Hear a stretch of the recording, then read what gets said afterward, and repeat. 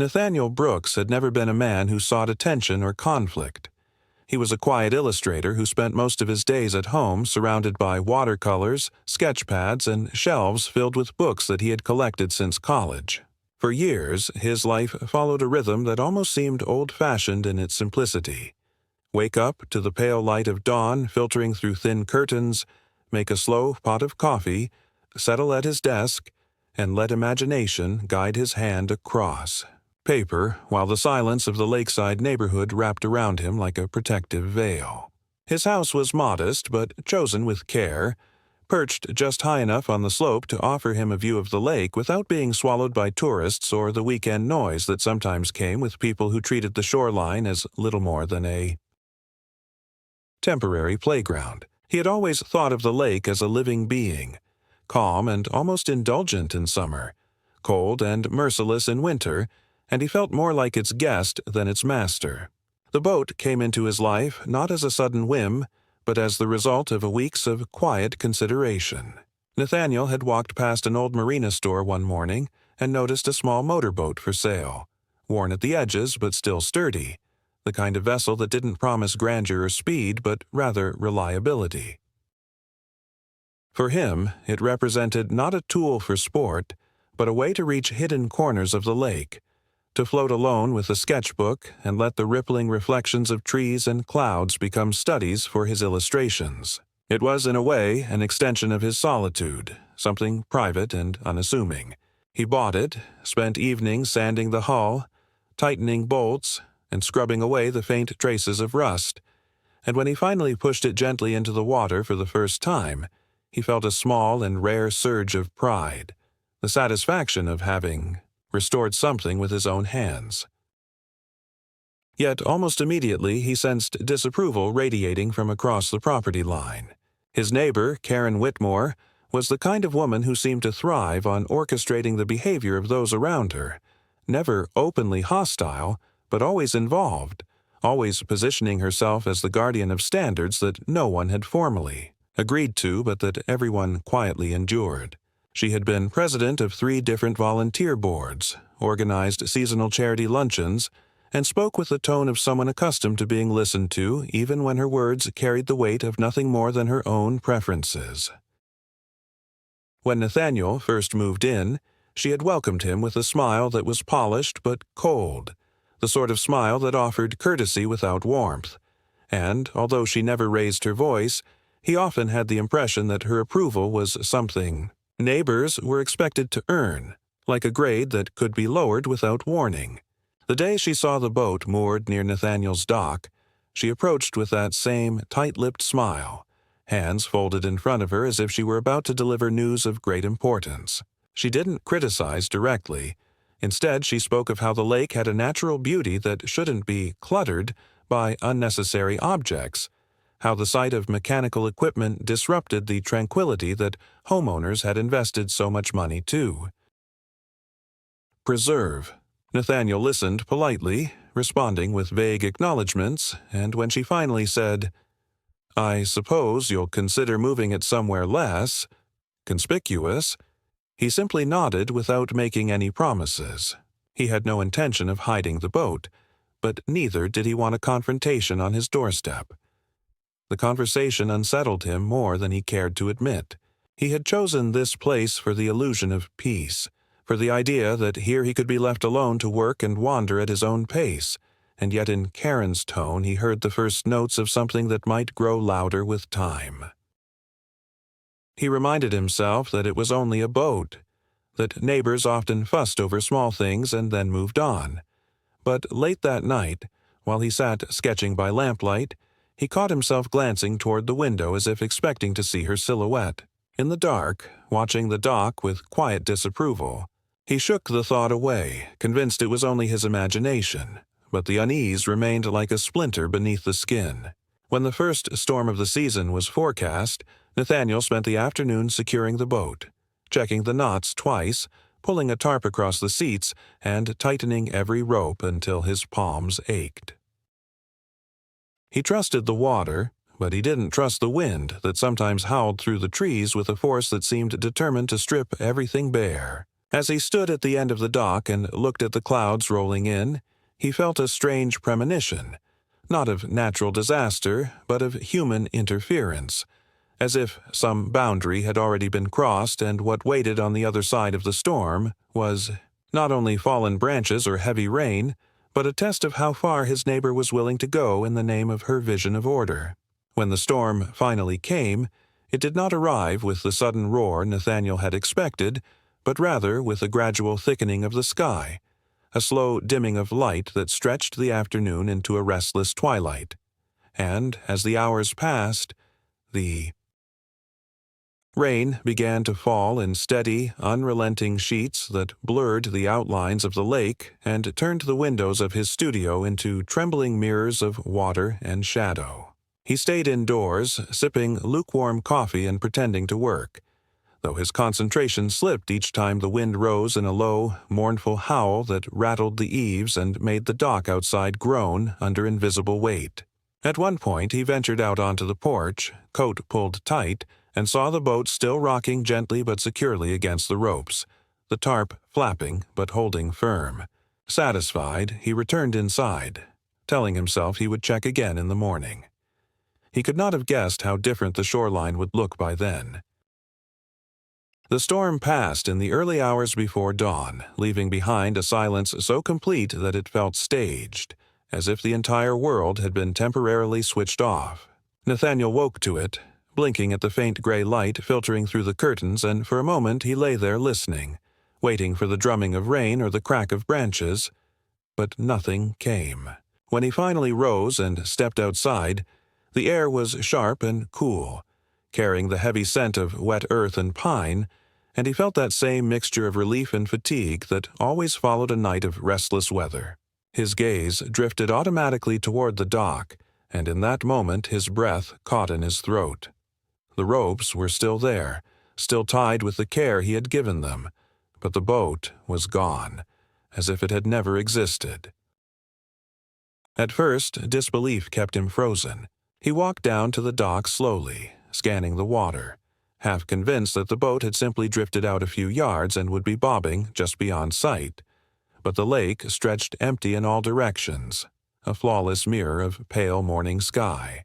He crouched, touched the ropes, confirmed they had not snapped or frayed, and the realization that someone had untied them rather than nature itself delivering misfortune crept over him with the inevitability of a chill seeping through wet clothes. He stood there for a long time, feeling the weight of the absence, and then turned back toward the house with a sense of dread already forming in his stomach. The answer came faster than he expected. By mid-morning, when he had already walked the shoreline twice in vain, a neighbor passing by with his dog stopped to chat, casually remarking that he had seen a tow truck near Nathaniel's dock the previous evening, a large flatbed with orange lights, cutting through the storm, and that it seemed strange anyone would be working at such an hour. The man had assumed Nathaniel had arranged it, perhaps for safety, and thought nothing of it. Nathaniel listened in silence, his jaw tightening as understanding crystallized, and when the neighbor added almost apologetically that Karen had been outside during the commotion, standing with an umbrella and giving directions, the final piece fell into place with devastating clarity. Rage simmered beneath his skin, but he forced himself to stay calm long enough to make phone calls, tracing the likely companies that handled watercraft towing in the area, and by noon he was connected to a receptionist who confirmed without hesitation that yes, a removal order had been executed under Karen Whitmore's name, citing urgent safety concerns. The boat was now in a storage lot awaiting further instruction, and the account had been billed directly to Nathaniel because the service had been filed under his property address.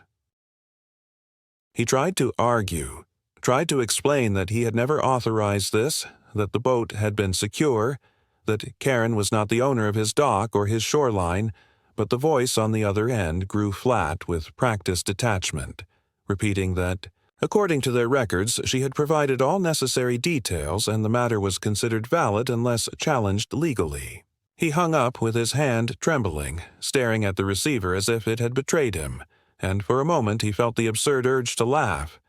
though what rose instead was a tight, bitter exhale that echoed in the empty kitchen.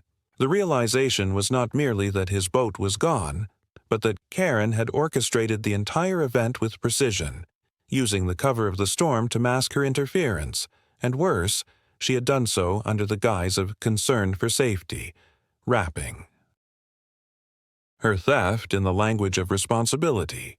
He imagined her standing on the dock while rain hammered the lake, pointing with calm authority as if she were directing a civic improvement rather than committing trespass, and the image filled him with a kind of helpless fury he had not felt in years. When he confronted her later that day, she greeted him on her porch with the same composure she always carried, as though she had been expecting him, her hands folded neatly, her voice sweet with condescension. She did not deny her actions. In fact, she spoke as if she deserved gratitude for taking initiative. "Nathaniel, dear, your boat was quite the hazard," she said, tilting her head slightly. "With the storm coming, it could have broken loose and caused damage to other docks, perhaps even to your own house. I simply did what was necessary for the good of the neighborhood. You'll find that when you've lived here as long as I have, you learn not to ignore potential dangers." He tried to cut in, but she continued smoothly, reminding him that the lake was not just his to use as he pleased, that the community had invested heavily in maintaining its image, and that private indulgences had to be weighed against collective well-being. Her words struck him less like an explanation and more like a warning, a declaration that she considered herself entitled to manage not only her property but also his. And as he walked back across the lawn with his fists clenched, he realized that this was not an isolated act of meddling, but a calculated maneuver. The boat had not been removed because it was unsafe.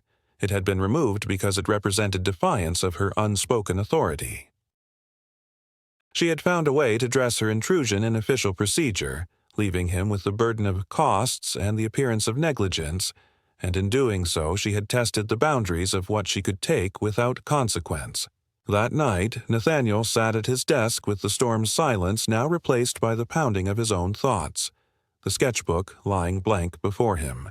He saw clearly that what had begun as a minor irritation was evolving into something larger, and though part of him longed to retreat, to let the matter fade, another part recognized that each concession would only invite the next violation.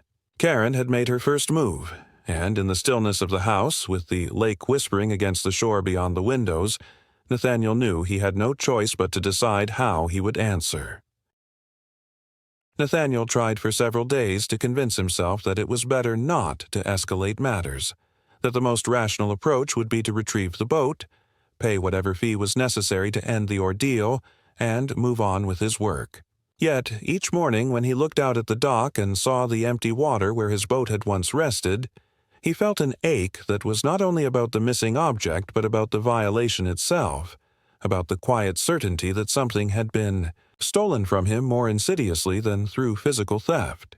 He began to notice how Karen seemed always to be outside at the right moment, trimming her hedges when he stepped out to check the mail, carrying a watering can when he returned from the store, her eyes flicking toward him with an expression that was neither overtly hostile nor friendly, but something sharper, a glint of satisfaction as if she could already sense his hesitation and read it as weakness.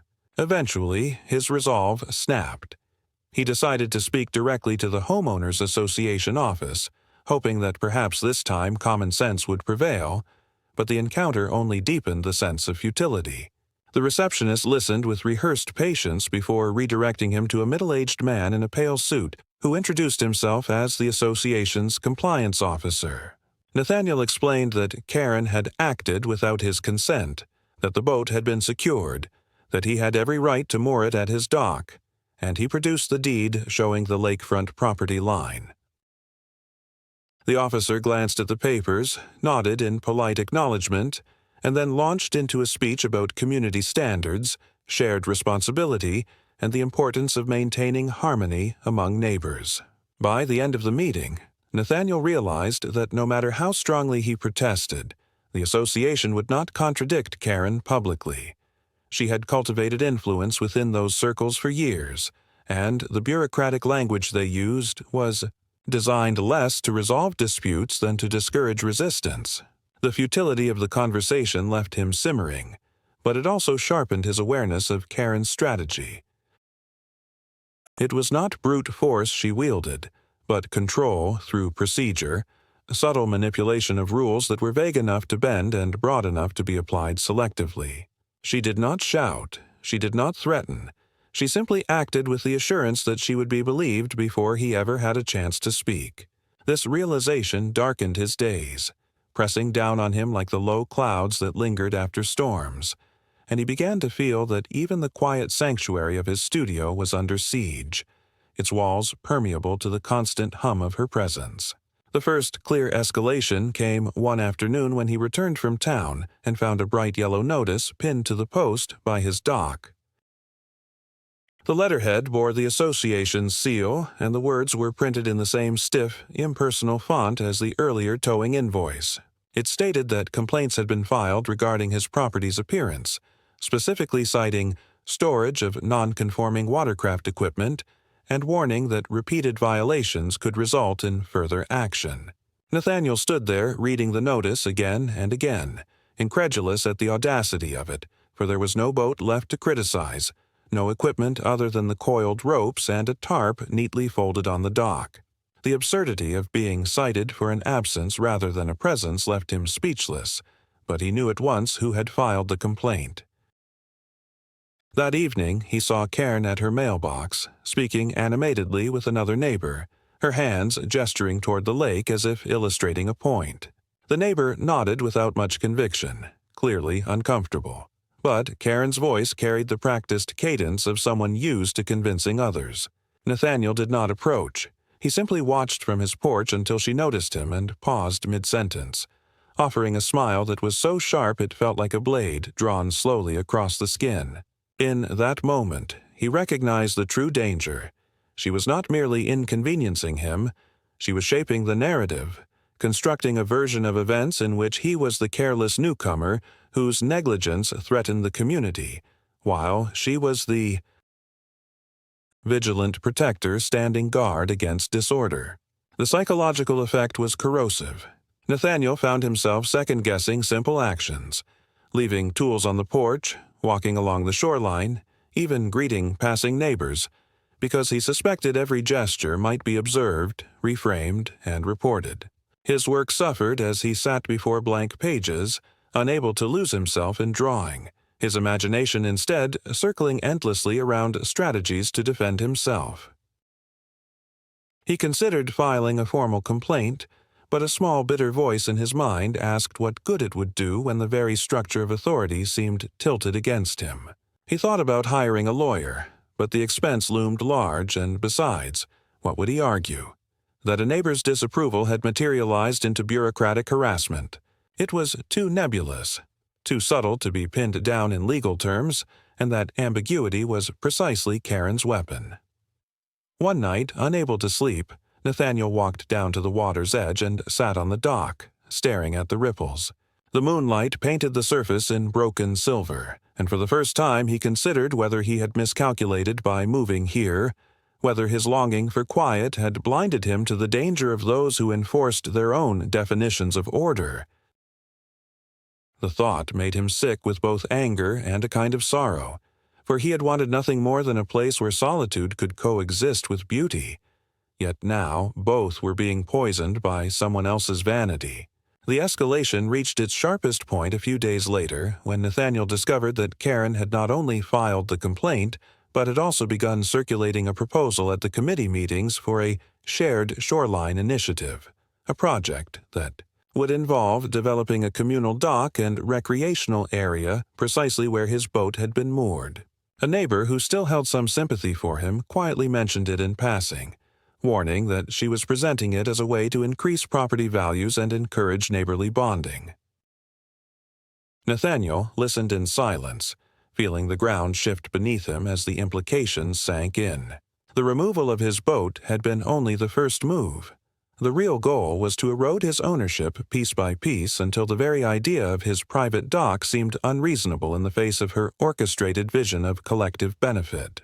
As he returned home that evening, the twilight deepening into a bruised purple over the lake, Nathaniel understood that his conflict with Karen was no longer about a single boat, but about survival within a territory she sought to dominate. She had drawn the first lines of battle not with noise or confrontation, but with papers, whispers, and carefully crafted gestures. And he knew with a cold certainty that if he did not push back, she would continue until nothing of his peace remained. Standing on the dock once more, staring at the ropes that had once tethered his freedom, he felt a resolve hardening within him. If she wished to test the limits of her control, then he would show her that his patience was not inexhaustible, and that silence, when broken, could carry a weight she had never anticipated. The weeks that followed pressed on Nathaniel with a strange duality, as though he were living two parallel lives, one in which he continued his routines, waking at dawn, making his coffee, sitting before his desk with brushes and pencils laid out in careful rows, and another in which every sound from across the property line, every glance from a neighbor, every letter in the mailbox carried a sense of menace, as though the very air of the community had been infused with suspicion. He tried to push forward with his work, but even when he managed to produce a few sketches, they carried a darker edge, the lines harsher, the forms more fragmented, until he realized that he was no longer drawing the serene landscapes of the lake, but distorted reflections, storm-split trees, and waters that seemed to swallow light rather than reflect it. It was as if the conflict itself had begun to shape his vision, bleeding into the art that had once been his refuge, and he knew then that the struggle with Karen had reached a point from which it could not quietly recede. The turning moment came not with another notice or a confrontation on the lawn, but with a document that arrived by mistake. One afternoon, as Nathaniel retrieved his mail, he found among the envelopes a thick packet addressed not to him, but to Karen, misdelivered by a careless hand. The return address bore the name of the very towing company that had seized his boat, and though every instinct told him to drop it at her porch and walk away, curiosity, sharpened by the bitterness of recent weeks, compelled him otherwise. He carried it inside, sat at his kitchen table, and after a long hesitation, slid his finger under the seal. Inside was an invoice, yes, but also correspondence that had not been meant for his eyes. Exchanges between Karen and the company, where she had explicitly instructed them to prioritize removal of unsightly vessels, and had even requested estimates for additional operations should further nuisances appear on the shoreline. The language was cold, bureaucratic, and yet unmistakable in its intent, and as he read the words, Nathaniel felt both vindicated and horrified, for here was proof that her campaign was not spontaneous but premeditated, part of a broader effort to transform the lakeside into something she could control. That night he could not sleep. He sat at his desk with the papers spread before him, considering his options, the moral weight of what he had done by opening the envelope competing with the undeniable clarity it had given him. Returning it would mean surrendering the only tangible evidence of her manipulation, yet keeping it bound him to a secrecy that in itself felt corrosive. He decided, after hours of restless pacing, that the only way forward was to confront the truth not directly with her, but within the very structures she exploited. The next morning, he brought the documents to a neighbor he had grown to trust, a retired teacher named Harris who had always carried himself with a quiet skepticism toward Karen's endless projects. Harris read the papers carefully, adjusting his glasses, and when he looked up, there was no doubt in his eyes. "She's trying to turn this place into her own fiefdom," he said, his voice low but steady. "And she thinks no one will stop her because she hides behind official channels. But this shows intent." With Harris's encouragement, Nathaniel attended his first committee meeting, something he had avoided until then, both out of disinterest and the desire to remain invisible. The meeting was held in a cramped room at the community center, fluorescent lights humming overhead, the air stale with the faint odor of coffee left too long on a hot plate. Karen presided at the head of the table, her papers neatly arranged, her posture radiating authority. And as Nathaniel entered, her eyes flicked toward him with a mixture of surprise and calculation. She greeted him with warmth that felt performative, introducing him to the others as if he were a long-lost friend finally joining the family, and he sensed immediately how she wielded charm as a tool, wrapping her control in politeness. As the agenda unfolded, he listened to her present the proposal for the Shared Shoreline Initiative, speaking eloquently about community, safety, and beauty, painting a vision of open access and collective enjoyment, yet never once acknowledging that such a plan would effectively erase his private dock and render his property indistinguishable from public space. When it was his turn to speak, his voice trembled at first, but he steadied himself, laying out the facts. That his boat had been removed without consent, that his property rights were being undermined, and finally, with a deliberate pause, that he had seen documentation showing Karen's prior arrangements with the towing company. The room shifted subtly, a ripple of unease breaking the rhythm of her control, and for the first time he saw her composure falter, her smile tightening as she attempted to dismiss his claims as misunderstandings. What surprised him most was not the immediate outcome, for the meeting ended without resolution, the proposal tabled for further discussion, but the murmurs that followed as people filed out. He overheard snippets of conversation, questions whispered between neighbors who had once accepted Karen's authority without hesitation. Did she really order that? Why his boat? What else has she been planning? It was a small crack in the facade, but it was there. And as Nathaniel walked home through the twilight, he realized he had shifted the balance, however slightly. For the first time, she had been challenged in the space where she drew her strength, and though she had not yielded, the certainty of her dominance was no longer absolute. The following days were uneasy ones. Karen maintained her outward charm, greeting him with practiced civility, but there was a new sharpness in her eyes, a glint of restrained fury that seemed to say, "You have crossed a line." Nathaniel felt the pressure of it in every encounter, yet he also felt a new determination hardening within him. He had always believed that silence and solitude were shields strong enough to protect him, but now he understood that silence could be twisted into consent, that solitude could be used as evidence of weakness. If Karen sought to make him invisible, he would do the one thing she least expected: step into the light, quietly but firmly, refusing to be erased. And so the midpoint of their struggle came into focus not as a decisive victory, but as a revelation, that the battle was not for a boat, nor even for a dock, but for the right to exist without being absorbed into someone else's vision of control. Nathaniel knew, as he stood once more on the edge of the lake with the wind stirring the water into restless patterns, that the conflict was far from over, but for the first time he no longer felt alone in it. He had allies, however tentative, and he had truth, however fragile, and with these he would continue, prepared to endure whatever shape Karen's next move might take. The uneasy truce that followed the committee meeting lasted only a handful of days before the next wave of conflict arrived, swift and deliberate, as if Karen had taken the pause merely to gather her strength and refine her strategy.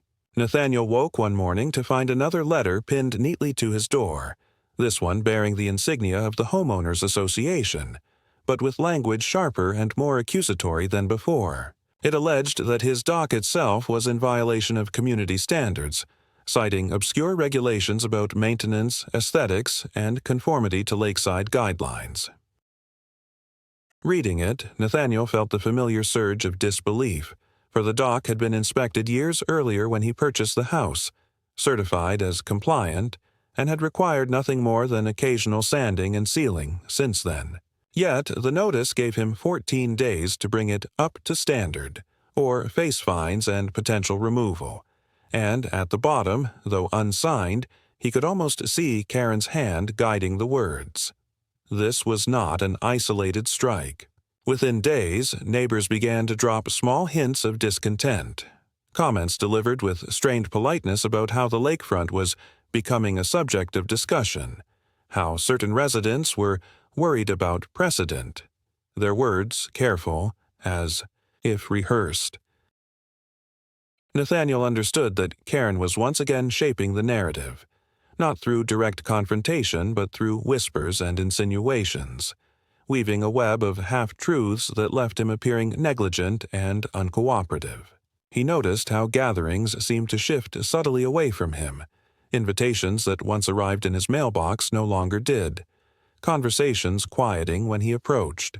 It was not outright hostility but a gradual isolation, the kind that corrodes from within. And though he told himself he did not crave their approval, the sensation of being slowly cast as an outsider gnawed at him in ways he had not expected. The final proof of escalation came one evening when he returned from town to find fresh markings on the dock itself, faint streaks of spray paint scrawled across the boards, a crude message barely legible but unmistakably hostile. Community first. The words seemed almost childish in their simplicity, but they carried with them a chill that reached deeper than vandalism, for it was not only property being marked but identity, a declaration that he was being set apart, that his solitude was no longer neutral but framed as defiance against the collective. He crouched, running his hand over the rough paint, the smell of chemicals still sharp in the air, and for a long time he remained there in silence, feeling the weight of violation pressing into him like the dampness of the boards beneath his palm. He did not call the police. He knew instinctively that to do so would only play into Karen's narrative of him as the difficult neighbor who escalated trivialities. Instead, he began to record everything quietly, dates, letters, photographs, building his own archive of evidence, not for immediate retaliation, but for the day when it might be necessary to reveal the full pattern of her campaign. Yet this secret act of documentation did little to ease the strain on his daily life. Each walk across the lawn felt watched. Each evening spent on the porch felt observed, and though Karen never spoke of the meeting again, her presence seemed heavier than ever, her silhouette moving behind curtains, her car pulling into the driveway. With perfect regularity, her smile tight whenever their eyes met. What unnerved him most was not only her persistence, but the sense that she was now willing to move beyond bureaucracy into direct harassment. The spray paint proved that, as did the strange incident 2 nights later when he heard footsteps near the dock at midnight, soft but unmistakable, and when he stepped outside, he caught the fleeting glimpse of a figure retreating into the darkness, leaving behind nothing but the echo of hurried steps. He stood under the moonlight with his heart pounding, knowing without proof who had sent them, realizing that Karen's reach extended not only through official channels but through unseen hands willing to act on her behalf. Yet with every act of pressure, something within Nathaniel hardened. Where once he might have retreated, now he found himself driven by a quiet determination that bordered on defiance. He replaced the defaced boards with new planks, sanded smooth and sealed, leaving no trace of the graffiti. He continued to sit on the dock, sketchbook in hand. Even when he felt the eyes of neighbors on him from across the water, he attended another committee meeting, presenting calmly the records he had gathered to challenge the accusation about his dock, and though the matter was not resolved, the seed of doubt spread further among those who had once followed Karen. Unquestioningly. He realized that his very persistence, his refusal to be pushed into silence or disappearance, was itself a kind of resistance, and though the outcome remained uncertain, he could see that Karen's campaign was not invincible. Still, as he walked home under the heavy evening sky after that second meeting, he felt the tension coil tighter, a sense that the next move would not be confined to letters or whispers but would arrive with greater force. Something meant not to. Inconvenience but to break. He paused at the water's edge, staring at the ripples shifting under the fading light, and he whispered to himself words that were less a promise than an acknowledgement, that the fight had grown beyond choice, that whatever Karen unleashed next, he would answer, not with retreat but with equal weight until one of them yielded. The breaking point arrived on a night so still that even the trees seemed to hold their breath, the air heavy with the metallic scent that often precedes rain, though no storm came. Nathaniel had been working late, his desk littered with half-finished sketches that bore more resemblance to fractured dreams than to the landscapes he once loved, when he heard the low, mechanical grind of an engine approaching from the road. At first, he thought it was only a neighbor returning home, but the sound did not fade. Instead, it drew closer, stopping with deliberate precision near his property line. When he stepped onto the porch, the glow of headlights washed across the dock, and he saw the outline of a large utility vehicle idling at the edge of the water, its hazard lights pulsing in steady rhythm like a heartbeat. Two men emerged, silhouettes against the glare, one carrying a toolbox, the other unspooling a length of heavy chain. They moved with the practiced ease of people performing a task they had repeated many times, their gestures efficient, unhurried, as if they were not trespassers in the night, but workers fulfilling an order. Nathaniel's stomach clenched with the recognition of their intent. They had come for the dock itself, to dismantle it under the guise of enforcement, to erase the last remnant of his resistance in a single, silent operation. He felt a surge of disbelief at their audacity, here, in the dark, without warning, tearing apart what he owned, and yet he knew immediately whose hand directed them. For a moment, he stood frozen on the porch, the temptation to retreat into the shadows nearly overwhelming, but something inside him shifted with finality. Weeks of silence, of letters, of whispered accusations and painted boards had coiled into this instant, and he understood that if he allowed them to finish, if he permitted Karen's will to manifest through their tools and chains, he would lose more than wood and nails. He would lose the fragile claim to autonomy he had fought to preserve. He descended the steps slowly but firmly, his voice carrying across the damp night air, steady though his heart raced. "Leave my property," he said, and the men turned, startled by the interruption, their expressions caught between irritation and wariness. The taller of the two stepped forward, speaking in a tone rehearsed for confrontation. "We've been authorized by the association. Your dock is non-compliant. Best if you go back inside." His words dripped with false assurance, but Nathaniel noticed how his eyes flicked nervously toward the house, searching for lights, for witnesses. Nathaniel shook his head, his voice sharper now. "There is no authorization that gives you the right to dismantle what you do not own. If you continue, you're trespassing." He stepped closer, his silhouette breaking free of the shadows, and though he carried no weapon, the resolve in his stance was heavier than anything the men expected. For a tense moment, none of them moved. The chains clinked against the dock, the hazard lights pulsed, and the lake lay silent as glass. Then, from across the water, another sound carried through the night. The unmistakable slam of a car door, followed by the sharp click of heels against gravel. Karen appeared at the edge of the headlights, her figure framed by the orange glow, her expression composed, almost triumphant, as though she had come not to witness but to preside. "Nathaniel," she called, her voice smooth, "this doesn't need to be unpleasant. These men are simply ensuring that standards are upheld. If you resist, you'll only embarrass yourself further." Her calmness struck him harder than any threat. She believed, truly believed, that her authority was unshakable, that he would bow as others had, and for a flicker of a moment he felt the pull of despair, the urge to let it happen, to allow her vision to consume his resistance. But then he looked past her at the men, saw the hesitation in their posture, the discomfort of hired hands caught in a conflict they did not own, and he realized that the facade of inevitability was thinner than she wanted it to appear.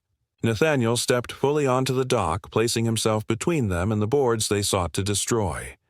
His voice rose, no longer steady but fierce, carrying across the water with the force of something long suppressed. "This ends tonight. You have no right, no claim, no power here. This is my home, and you will not take another inch of it." The words echoed, startling even him, and in the silence that followed the men exchanged uncertain glances. Karen's smile faltered for the briefest moment, her composure cracking under the weight of defiance she had not anticipated. It was then that the first drops of rain finally fell, sparse but cold, striking the surface of the lake in expanding circles. The men hesitated, chains slack in their hands, and one muttered something about not wanting trouble. Karen hissed in frustration, urging them forward, but their resolve had already wavered. Their loyalty stretched only as far as their wages, not into the territory of a legal risk. With a final look at Nathaniel, they retreated toward the truck, their footsteps quickening as the rain grew steadier. Karen remained, her eyes locked on Nathaniel with a fury that burned through her mask of civility. "You've made a mistake," she said softly, almost too softly to hear, before turning sharply and following them into the night. The vehicle's engine roared to life, headlights sweeping across the dock one last time before vanishing into the darkness, leaving only the rain and the echo of what had nearly been lost. Nathaniel stood alone, drenched and trembling, but unbroken. For the first time, he felt not only resistance but victory, fragile and precarious though it might be, and as the storm finally arrived in earnest, he remained on the dock, letting the rain wash over him like a baptism into a new certainty.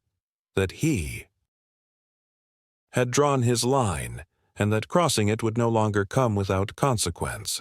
In the days that followed, the neighborhood seemed to shift in tone, not dramatically, not with open declarations or sudden alliances, but with the quiet accumulation of glances, hesitations, and murmured conversations that revealed something had changed beneath the surface.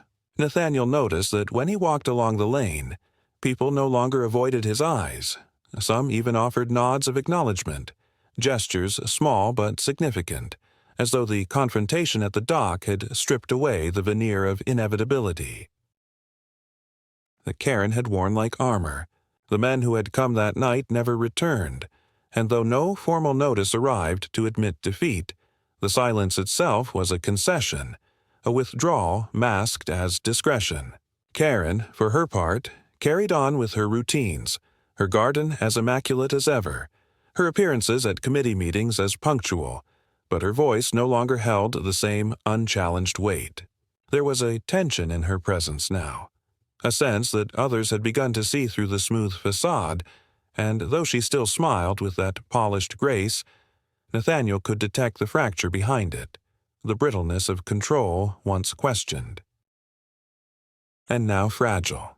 For Nathaniel, the victory was not triumphant, but grounding, a quiet reclamation of space rather than a conquest, and he found that what mattered most was not the approval of neighbors or the absence of further harassment, but the simple restoration of his right to exist without interference.